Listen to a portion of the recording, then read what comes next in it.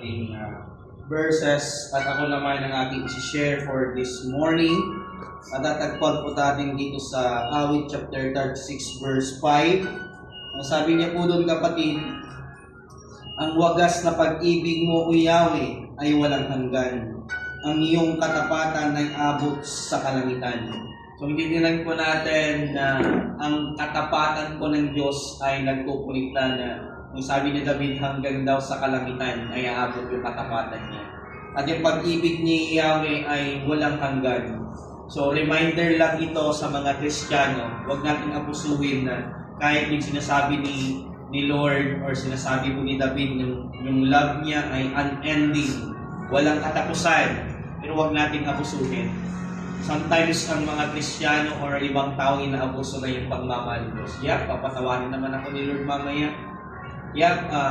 Hingi ako ng tawad, mamaya papatawarin ako ni Lord. Kapatid,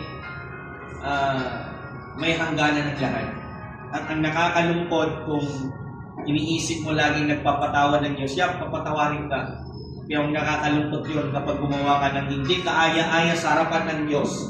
Ang nakakatakot, pag gumawa ka, na mamamatay ka na. Pag gumawa ka ng mawali, nakukunin na yung buhay natin. Kaya tandaan po natin, kapatid, totoo po na katapatan ng Diyos ay talagang walang hanggan. Ang pag-ibig ng Diyos ay walang hanggan. Pero tandaan mo, kapatid, naaayon din yun sa inyong mga ginagawa. Hindi pwedeng sinasabi natin yan, mabuti ang Diyos. Tandaan po natin Galatians 6 verse 7, kung ano yung tinatanim mo, aanin. For example, sinasabi nila na mabuti ang Diyos. Hindi nagbabago ang Diyos.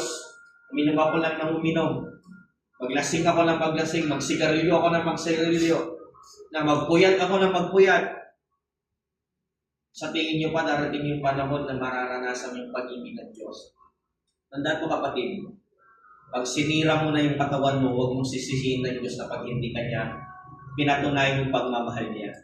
No? Sometimes yung mga wala nang solusyon na sakit, ang sinasabi na ng doktor, wala ka ng pag-asa. Dahil walang saysay yung mga ginawa niya.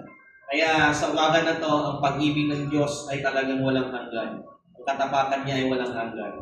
Pero naaayon lang yan kung ano din yung ginagawa mo sa Kanya. Kung walang hanggan yung pag-ibig niya, ang gagawin natin, walang hanggan din yung pag-ibig dapat natin sa Kanya.